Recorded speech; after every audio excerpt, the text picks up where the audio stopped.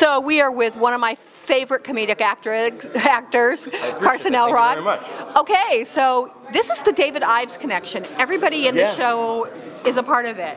Yeah, everybody in some context has worked with David before, and you know, David and John. There's kind of like a company, and there's a shorthand, and there's a vocabulary, and it's nice to put a bunch of people in a room together who kind of know how each other work.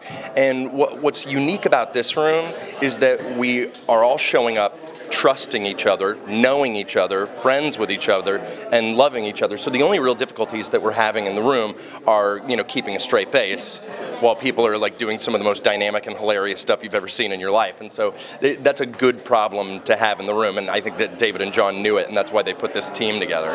Now, David Ives' work is almost schizophrenic. Can be, yeah, definitely. Because you've got the Venus and Fur, and then you've got all the funny. Oh, yeah. But from what I've heard so far, this has all of the elements of a David Ives. Yeah. I mean, because David, in some of his other stuff, like his play about Spinoza, definitely there are darker elements to Venus and Fur.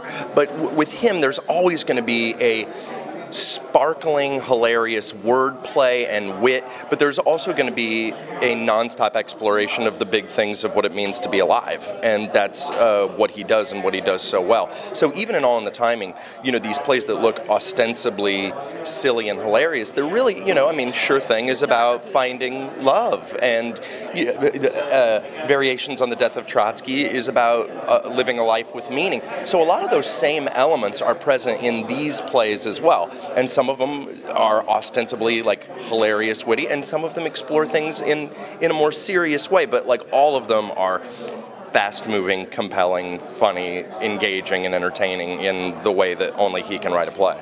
And can you tell us briefly about the characters you're playing in the show? Oh, yes. So the first character I'm playing is a prehistoric eunuch, so typecasting.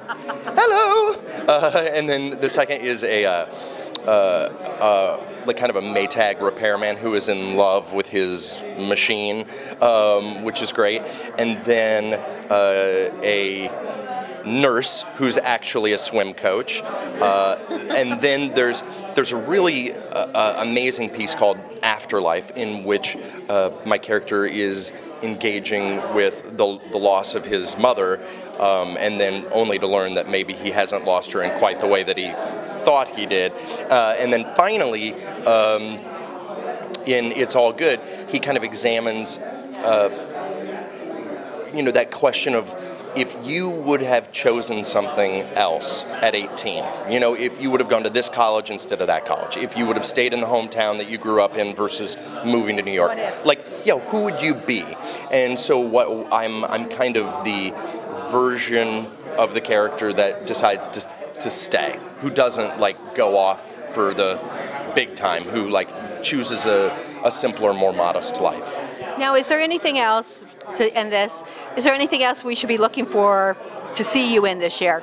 Oh, well, right now I'm at the Metropolitan Opera in Susan Stroman's The Merry Widow, and you can see that until the end of January, January 31st, and then we come back. I get to do these two plays for primary stages, and then The Merry Widow comes back in April and May. So right now, as we speak, tonight, come to the Metropolitan Opera, see me, Renee Fleming, Nathan Gunn, Kelly O'Hara, and then we'll do these two plays, and then in April and May I go back and do The Merry Widow again. We are so looking forward to all of this. Yeah. Thank you. Well, thank you. I forgot to.